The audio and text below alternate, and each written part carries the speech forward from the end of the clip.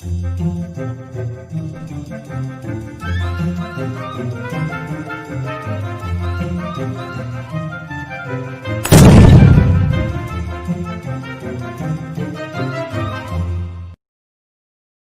Students, this is Manish Pareek in front of you. तो students, आज इस वीडियो में जो हम बात करेंगे क्लास 11th पे बात करेंगे। स्टूडेंट्स, प्रीवियस क्लास में हमने बात कर लिया था बोहर मॉडल पे, हमने एटॉमिक स्पेक्ट्रा के बारे में पढ़ लिया था और हमने ये भी स्टडी कर लिए थे कि बोहर मॉडल के ड्रॉबैक्स क्या हैं। तो इस वीडियो के अंदर जो स्टूडेंट्स हम बात करेंगे वो हम बात करेंगे हमारे नेक्स्ट मॉडल की, जो कि हमारा क्या है, सबसे एप्लीकेबल मॉडल है या फिर सबसे एक्सेप्टेबल मॉडल हम बोल सकते हैं, वो मॉडल है। उसके बारे में हम बात करेंगे। जो मॉडल है हमारा वो, उसका नाम है quantum mechanical model of atom. Quantum mechanical model of atom, आज हम इसकी बात करेंगे स्टूडेंट्स। तो देखो स्टूडेंट्स, जब ये हमारे पास क्या आया था, डी ब्रोगली इक्वेशन आया, डी ब्रोगली हाइपोथेसिस आया था, हाइजेनबर्ग अनसर्टेनिटी प्रिंसिपल आ गया था।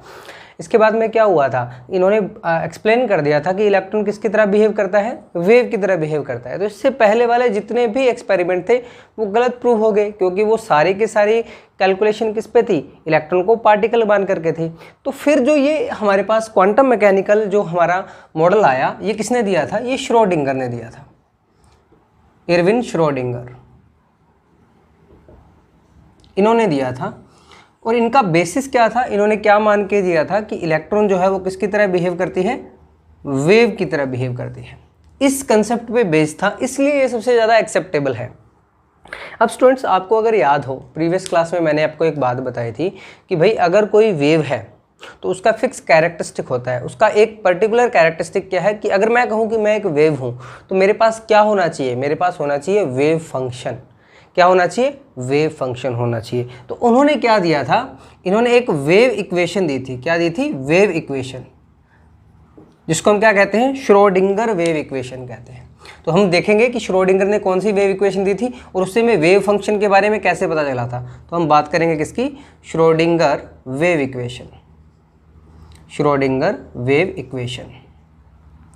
इन्होंने एक इक्वेशन दी जिसको हम क्या कहते हैं, श्रोडिंगर वेव इक्वेशन की। अगर वेव है भाई इलेक्ट्रॉन, तो इलेक्ट्रॉन की वेव की एक इक्वेशन होगी। और वो इक्वेशन क्या थी स्टूडेंट्स, वो कुछ इस तरीके से थी, d square psi d x square plus d square psi d y square plus d square psi d z square plus 8 pi square m by h square E minus V psi equals to 0। बस ये छोटी सी equation थी, ये इन्होंने Schrodinger ने दी थी।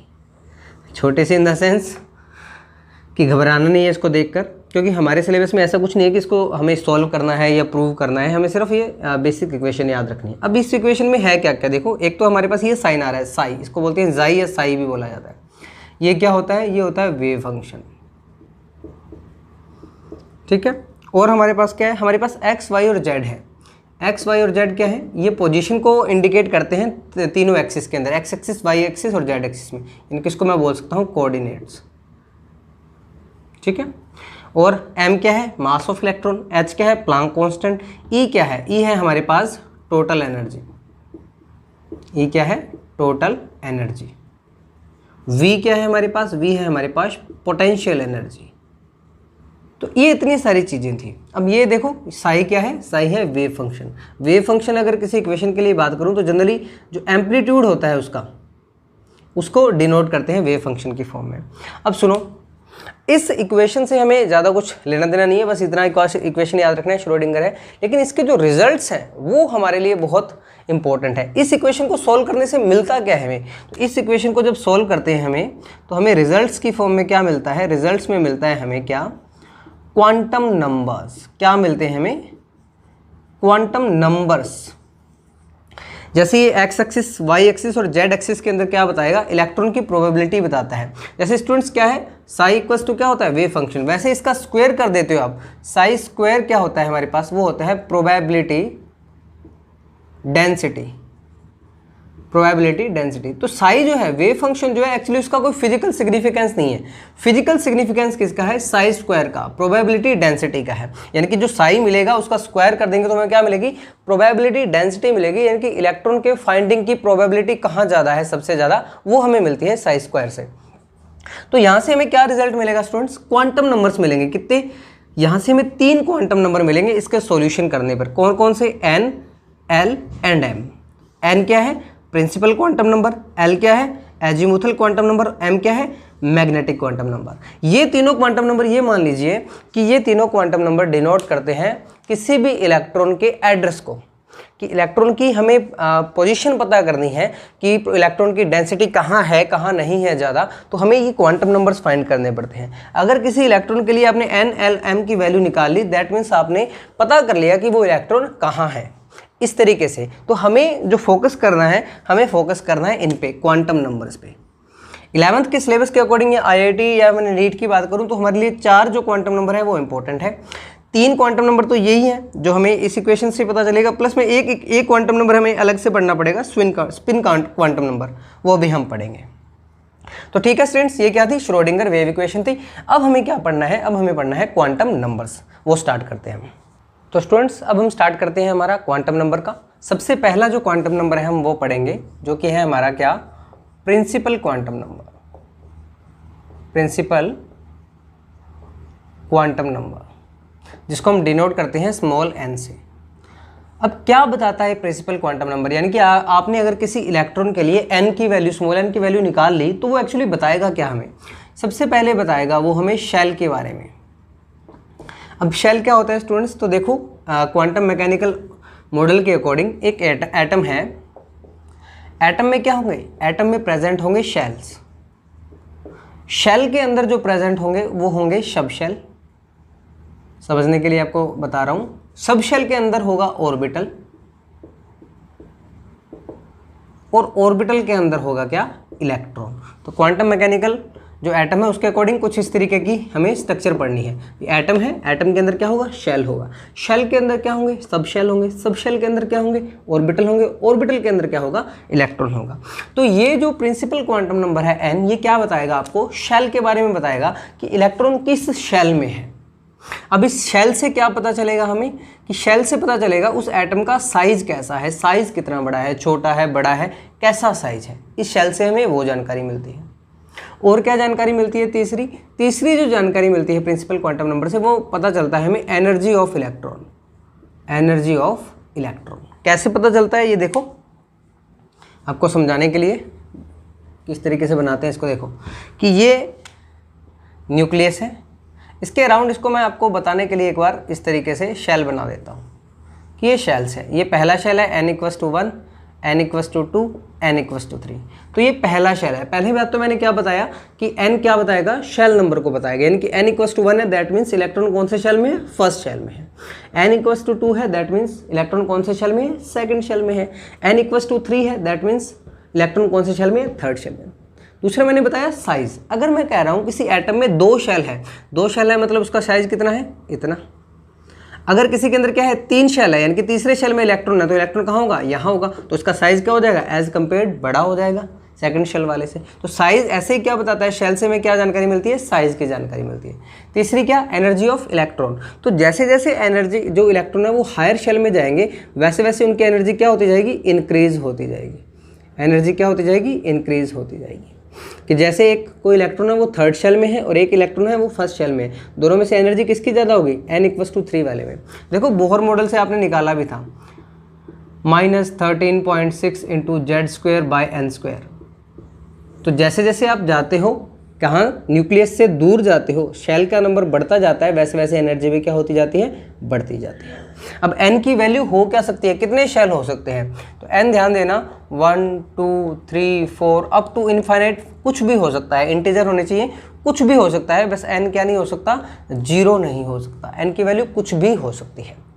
तो इस तरीके से हमें प्रिंसिपल क्वांटम नंबर क्या बताएगा? शेल के बारे में बताएगा, साइज के बारे में बताएगा, और किसके बारे में बताएगा? एनर्जी ऑफ इलेक्ट्रॉन के बारे में बताएगा। ये सारी चीज़ें कौन बताएगा हमें? Principal quantum number.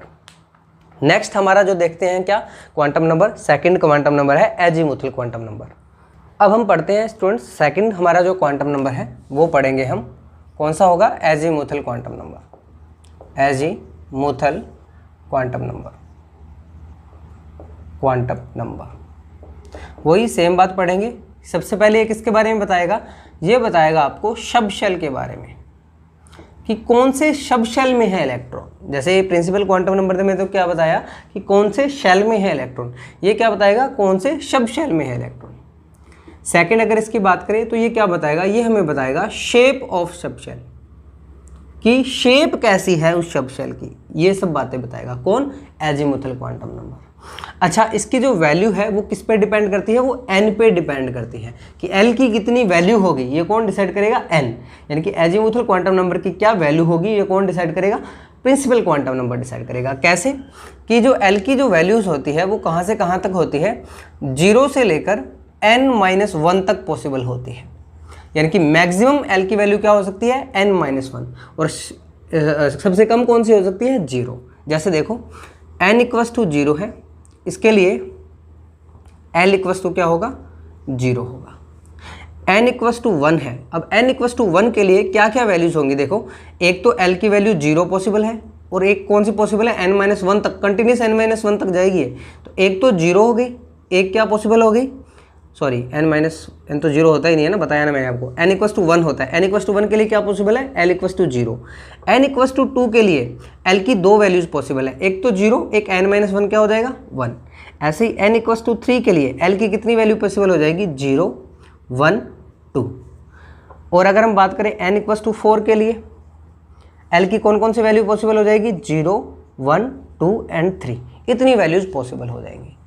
तो हमें क्या बताता है, ये शब शेल के बारे में बताता है। शब शेल यानी कि देखो, अब l की जो वैल्यूज़ हैं उनके अकॉर्डिंग ही उनके शब शेल के नाम दिए गए हैं। कैसे, अगर l की वैल्यू 0 है तो उस सब शेल को कहते हैं हम S सब शेल, अगर l की वैल्यू 1 है तो उस सब शेल को हम कहते हैं P सब शेल, अगर ल की वैल्यू 2 है तो उसको हम कहते हैं डी सब शेल, अगर n की वैल्यू क्या है 3 है तो उसको हम कहते हैं f सब शेल। इन सब शेल के क्या है, नाम है। तो एक तो ये बता देगा एजीमुथल क्वांटम नंबर की क्या है, कौन से सब शेल में इलेक्ट्रॉन है, s सब शेल में है, p सब शेल में है, d सब शेल में है, या फिर f सब शेल में है। नेक्स्ट हमने क्या बात की, ये क्या बताता है, शेप के बारे में बताता है। शेप के बारे में देखो, शेप क्या होती है, अगर मैं बात करूं s सब शेल की, तो s सब शेल की जो शेप होती है वो होती है स्फेरिकल, स्फेरिकल इस तरीके की। अगर मैं बात करूं p सब शेल की शेप की, तो p सब शेल की जो शेप होती है वो होती है dumbbell shape, dumbbell shape, dumbbell कुछ इस तरीके से, डम्बल शेप। जो d सब शेल है इसकी जो शेप होती है वो होती है double dumbbell shape, double dumbbell shape, कुछ इस तरीके से।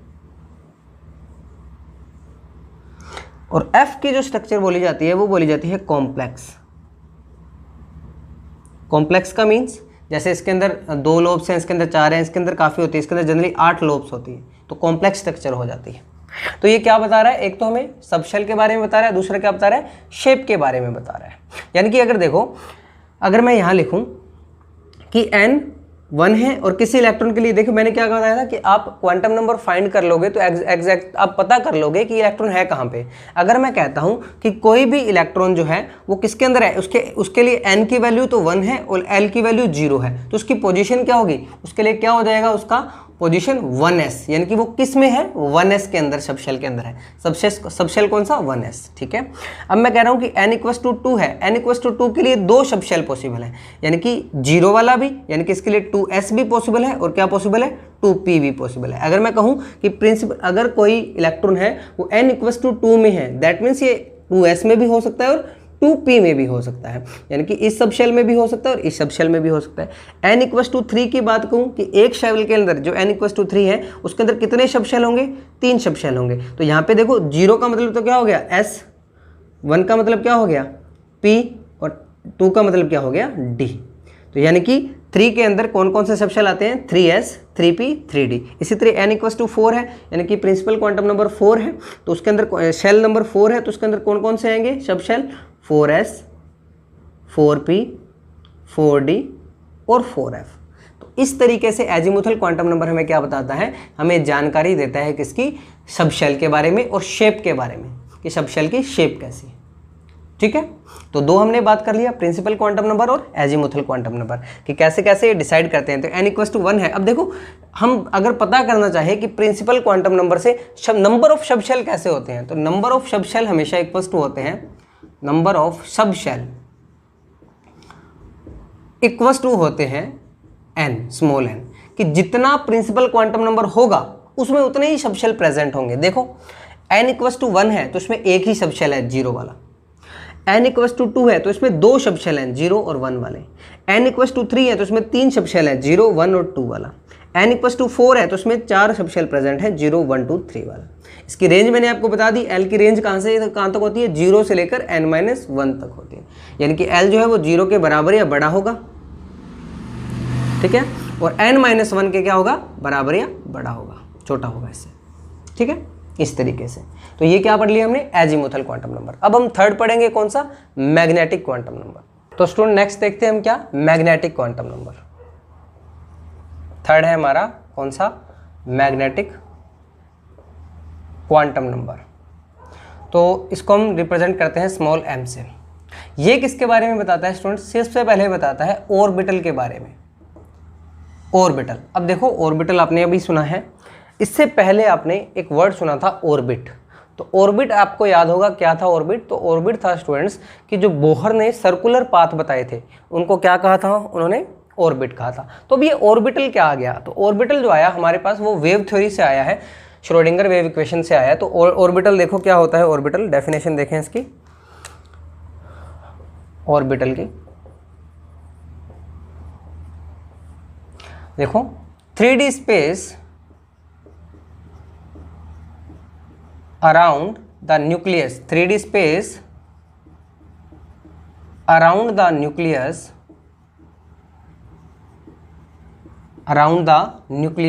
where probability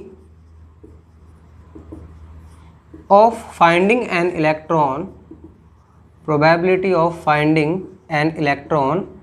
is maximum,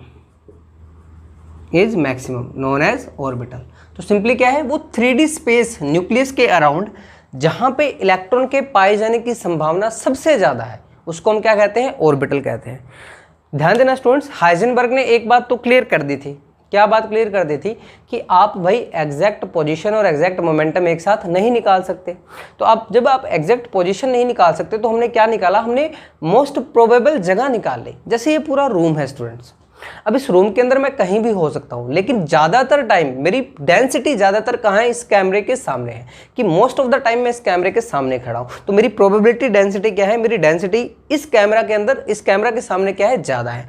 वैसे आप इलेक्ट्रॉन की पोजीशन एग्जैक्ट तो नहीं बता सकते, लेकिन आप मोस्ट प्रोबेबल देख सकते हो भी सबसे ज़्यादा टाइम इलेक्ट्रॉन कहाँ रह रहा है। तो वो जो पर्टिकुलर 3D स्पेस है, यानी कि उस न्यूक्लियस के अराउंड जो भी 3D जगह है, वो जो भी XY Z एक्सिस के अंदर जो भी जगह है, उस जगह को जहां पे इलेक्ट्रॉन सबसे ज्यादा रह रहा है उसे हम क्या कहते हैं, ऑर्बिटल कहते हैं। तो ये ऑर्बिटल कौन सा है, ये हमें किससे पता चलेगा, मैग्नेटिक क्वांटम नंबर से पता चलेगा। चलो इसको आगे देखते हैं और क्या क्या पता चलता है मैग्नेटिक क्वांटम नंबर से। तो देखो ये तो ऑर्बिटल था, ठीक है, तो याद रखना ऑर्बिटल और ऑर्बिट वाला कंसेप्ट। मैंने आपको बताया कि एटम में क्या होंगे, शेल होंगे, शेल में क्या होंगे, सब शेल होंगे, सब शेल में क्या होगा, ऑर्बिटल होगा। तो अब ऑर्बिटल और क्या बताया, सेकंड इन्होंने बताया ओरिएंटेशन के बारे में, कि जो प्रोबेबिलिटी डेंसिटी है उसका ओरिएंटेशन कैसा होगा, वो भी हमें इससे पता चलेगा। देखो कैसे, अब m की जो वैल्यू है वो n और l पे डिपेंड करती है। जैसे एजीमुथल क्वांटम नंबर किस पे डिपेंड कर रहा था, n पे डिपेंड कर रहा था, वैसे जो m है वो किस पे डिपेंड करेगा, n और l पर। तो ध्यान दो m की वैल्यू कहाँ से कहाँ तक पॉसिबल होती है, -L to +L तक, ये m की वैल्यू पॉसिबल होती है। कैसे, देखो मैंने लिखा L = 0, तो इसके लिए m की वैल्यू भी क्या होगी, 0 होगी। अब मैंने लिखा L = 1, तो m की वैल्यू क्या हो जाएगी, -1 to +1, तो m की वैल्यू क्या क्या पॉसिबल है, -1 और बीच में 0 आएगा फिर +1। अगर मैंने कहा L = 2, तो m की वैल्यू क्या क्या पॉसिबल हो जाएगी, -2, -1, 0, +1, +2। अगर मैंने कहा L = 3, तो इसके लिए m की वैल्यू क्या क्या पॉसिबल हो जाएगी, -3, -1, -2, -1, 0, +1, +2, +3। अगर मैं बात करूं नंबर ऑफ ऑर्बिटल्स कि कितने ऑर्बिटल हैं, नंबर ऑफ ऑर्बिटल्स, इसके लिए फॉर्मूला क्या हो जाएगा, 2l + 1। क्या हो जाएगा, 2l + 1। देख लो l = 0 है तो 2l + 1 में रख के देखो वैल्यू, 0 + 1 तो क्या आया 1। तो देखो एक ही ऑर्बिटल है 0 वाला, m की वैल्यू जिसके लिए 0 है। l = 1 रखो, 2 × 1 + 1 क्या आया 3। तो l = 1 है, यानी कि 1s, ये बताया था ना, ये कौन सा सबशेल है, s सबशेल। ये कौन सा सबशेल है, p सबशेल। ये कौन सा सबशेल है, d सबशेल। ये कौन सा सबशेल है, f subshell.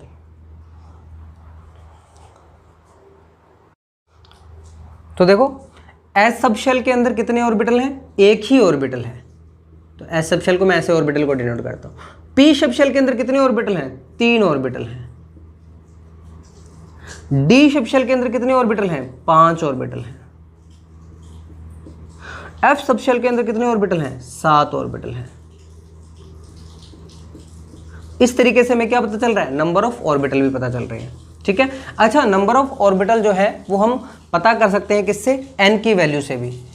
Number of orbitals n से, प्रिंसिपल क्वांटम नंबर से पता कर सकते हैं। सीधा फॉर्मूला क्या होगा, n²। तो नंबर ऑफ ऑर्बिटल कैसे पता कर सकते हो, n² से भी पता कर सकते हो। जैसे देखो n = 0 के लिए क्या होगा, l की वैल्यू 0 होगी, तो 0 का स्क्वायर, सॉरी n = 1 के लिए क्या होगा, l की वैल्यू 0 होगी, तो 1 का स्क्वायर करोगे तो कितना आएगा, 1 ही आएगा। अब n = 2 है, अब n = 2 के लिए l की वैल्यू क्या हो सकती है, 0, 1, 2 हो सकती है। अब n = 2 के लिए देखो क्या क्या पॉसिबल है, l की वैल्यू 0 भी पॉसिबल है।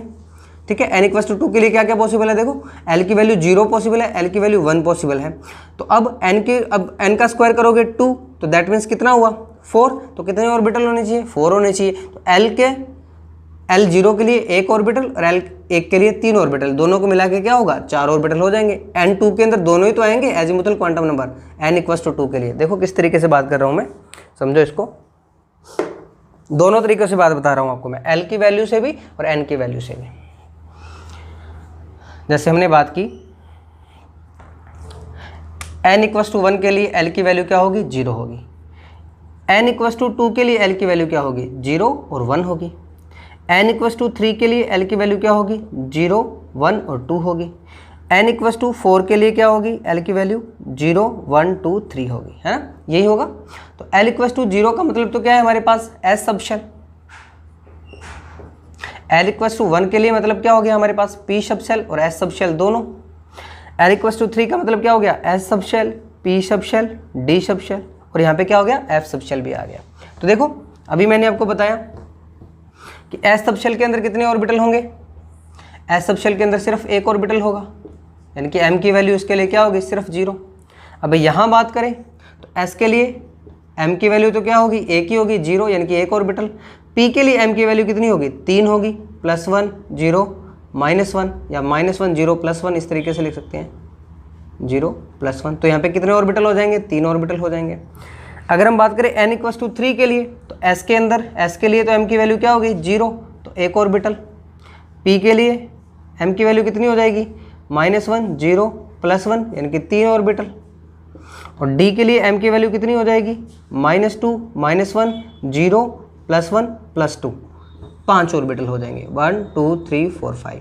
अब मैं क्या कह रहा हूँ, आप l से भी निकाल सकते हो, 2l + 1 से, और नंबर ऑफ ऑर्बिटल किससे निकल सकते हैं, n से भी निकल सकते हैं, प्रिंसिपल क्वांटम नंबर से भी निकल सकते हैं। तो कैसे निकलेंगे, देखो n = 1, 1 का स्क्वायर किया तो 1, तो ऑर्बिटल कितने हैं, 1 ही है।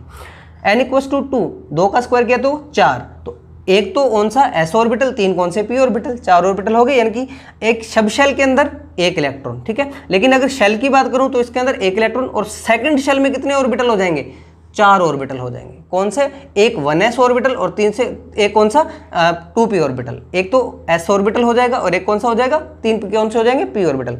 ऐसे 3 की बात करूं तो 3s, 3p, 3d, 3 का स्क्वायर किया तो कितना आएगा, 9। तो एक ऑर्बिटल तो 3s का, 3 ऑर्बिटल 3p के, और 5 ऑर्बिटल 3d के, 3d के। इस तरीके से क्या हो जाएंगे, ऑर्बिटल हो जाएंगे। तो इस तरीके से, अच्छा और हमें क्या पता चलेगा, और हमें मैंने आपको बताया कि ओरिएंटेशन के बारे में पता चलेगा कि इलेक्ट्रॉन डेंसिटी की जो हम बात कर रहे हैं उसकी ओरिएंटेशन कैसे होगा, देखो जैसे मैंने अभी आपको बताया कि क्या होती है, शेप होती है ना, कि जैसे s ऑर्बिटल है वो कैसा होता है, स्फेरिकल होता है। अब p के अंदर देखो, p ऑर्बिटल जो है, p शब्द शेल का जो है वो डंबल शेप होता है, मैंने आपको बताया। तो डंबल शेप इसके अंदर 3 है, तो 3 क्या होते हैं, इनको डिनोट करते हैं px, py, pz। यानी कि अगर मैं कहूँ कि इलेक्ट्रॉन जो है वो px में है तो इलेक्ट्रॉन डेंसिटी इस तरीके से है, ठीक है, और इलेक्ट्रॉन यहाँ है। अगर मैं कहूँ कि py, तो y एक्सिस मान लीजिए ये है, तो py के अंदर इलेक्ट्रॉन का मतलब क्या है, इलेक्ट्रॉन डेंसिटी कैसे है, इस तरीके से ओरिएंटेड है। अगर मैं कहूँ pz, तो pz अगर इस तरीके से बनाता हूँ मैं, तो इलेक्ट्रॉन डेंसिटी किस तरीके से ओरिएंटेड है, इस तरीके से ओरिएंटेड है। तो ये क्या बताता है, ओरिएंटेशन भी बताता है। अब s जो है, s तो स्फेरिकल है, उसके अंदर तो मतलब ही नहीं है किस तरफ ओरिएंटेड है किस तरफ नहीं, स्फेरिकल तो चारों तरफ से सेम ही होगा, सभी तरफ से सेम ही होगा, ठीक है। तो ये क्या बताता है, ओरिएंटेशन भी बताता है भी। अगर px में इलेक्ट्रॉन है तो इलेक्ट्रॉन डेंसिटी किस तरफ है, x एक्सिस के अलोंग है, py में है तो x y एक्सिस के अलोंग है, pz में है तो z एक्सिस के अलोंग है। इस तरीके से जो मैग्नेटिक क्वांटम नंबर है ये हमें क्या बताता है, ओरिएंटेशन के बारे में बताता है। तो इस तरीके से स्टूडेंट्स हम n की वैल्यू से l और l की वैल्यू से m भी निकाल सकते हैं और डायरेक्ट n की वैल्यू से m भी निकाल सकते हैं। तो ये क्या था हमारा प्रिंसिपल क्वांटम नंबर। नेक्स्ट जो फोर्थ हमारा है वो कौन सा है, स्पिन क्वांटम नंबर। तो फोर्थ क्वांटम नंबर की हम बात करते हैं, जो कि क्या है हमारे पास, spin quantum number. Spin quantum number, इसको किससे डिनोट करते हैं, s से डिनोट करते हैं। क्या होता है स्पिन क्वांटम नंबर, तो देखो जो इलेक्ट्रॉन होता है वो हमें पता है न्यूक्लियस के अराउंड क्या करता है, रोटेट करता है। लेकिन इलेक्ट्रॉन जो है वो खुद की स्पिन पे भी रोटेट करता है। तो दो तरीके के रोटेशन हो गए इलेक्ट्रॉन के, कौन कौन से, एक तो हो गया न्यूक्लियस के अराउंड और एक क्या होगा, खुद की स्पिन के अराउंड। अब खुद की स्पिन के अराउंड वो दो ही तरीके से रोटेट कर सकता है, एक तो क्लॉकवाइज और एक एंटी क्लॉकवाइज। तो ये जो हमें S बताता है वो क्या बताता है, rotation of electron around its axis, around its axis. तो S जो है स्पिन क्वांटम नंबर है, ये दो ही हो सकते हैं, या तो क्या होगा +½ या क्या होगा -½ अब इनमें से एक को आप क्या मान लीजिए, क्लॉकवाइज, और दूसरा क्या होगा, एंटी क्लॉकवाइज। अगर आपने +½ को क्या लिख दिया, क्लॉकवाइज लिख दिया, तो ऑटोमेटिक -½ किसको रिप्रेजेंट करेगा, एंटी क्लॉकवाइज को रिप्रेजेंट करेगा। अगर आपने इसको एंटी क्लॉकवाइज लिख दिया तो ये किसको रिप्रेजेंट करेगा, क्लॉकवाइज को रिप्रेजेंट करेगा। तो इस तरीके से स्पिन क्वांटम नंबर होता है, जो क्या बताता है, स्पिन के बारे में बताता है। इसकी दो ही वैल्यू पॉसिबल है, या तो +½ या तो -½ जैसे इलेक्ट्रॉन को डिनोट करते हैं जनरली, जो अपवर्ड एरो होता है इसको हम +½ की तरह शो करते हैं क्लॉकवाइज को, और डाउनवर्ड जो एरो होता है इसको -½ से शो करते हैं जो एंटी क्लॉकवाइज। तो जनरली कोई ऐसा फिक्स रूल नहीं है, लेकिन जनरली ऐसा किया जाता है। तो ये क्या थे, चारों क्वांटम नंबर से। अब इसके रिगार्डिंग क्वेश्चन क्या आते हैं वो हम डिस्कस करते हैं, क्वेश्चन सॉल्व करते हैं, ताकि और अच्छे से कंसेप्ट क्लियर हो। तो न्यूमेरिकल देखते हैं students. Using the SPDF notation describe the orbital with the following quantum number. हमें ऑर्बिटल डिस्क्राइब करना है SPDF नोटेशन को यूज करके। तो देखो n और l दे रखा है, यानी कि हमें प्रिंसिपल क्वांटम नंबर और एजीमुथल क्वांटम नंबर दे रखा है। इसके अकॉर्डिंग क्या बताना है, ऑर्बिटल कौन सा है। तो n 1 है तो 1 ही लिखेंगे प्रिंसिपल क्वांटम नंबर। l = 0 मैंने आपको बताया था कौन सा सबशेल होता है, s सबशेल होता है। तो ये हमारा कौन सा ऑर्बिटल हो गया, 1s ऑर्बिटल।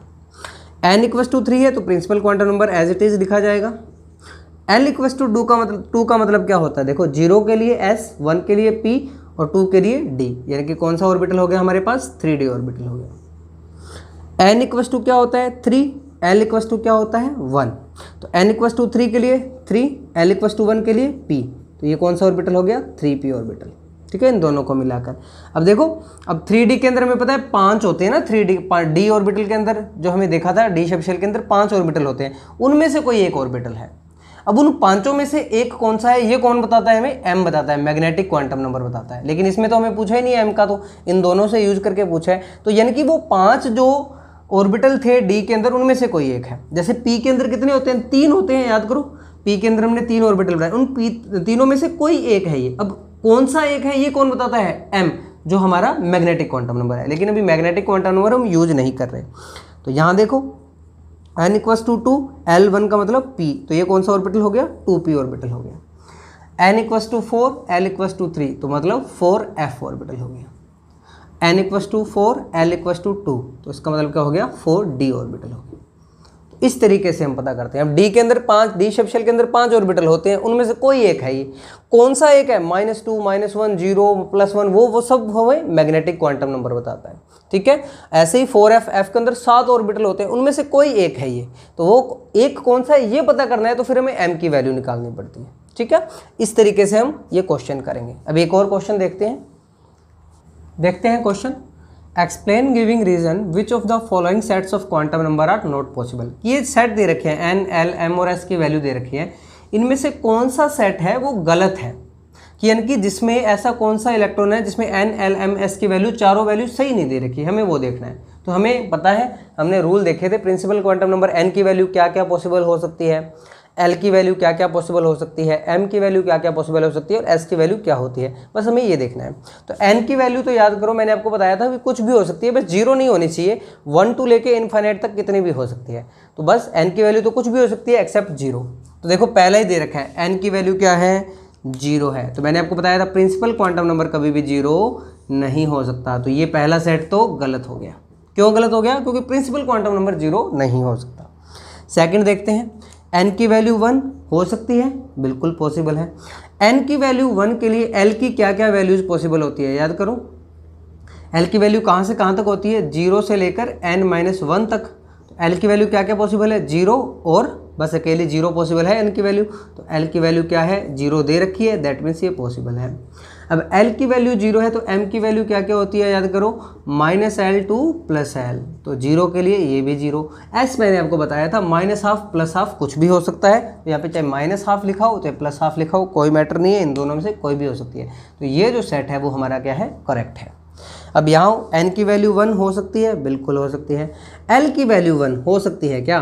तो n की वैल्यू 1 के लिए l कितना होता है? 0, बस यही पॉसिबल है, क्योंकि l क्या होता है? 0 से लेके n-1। तो n की वैल्यू 1 है तो l की वैल्यू क्या होनी चाहिए? 0 होनी चाहिए। l की वैल्यू 1 पॉसिबल नहीं है, तो ये भी सेट क्या हो गया हमारा? गलत हो गया। नेक्स्ट आओ, n की वैल्यू 2 पॉसिबल है, पॉसिबल है।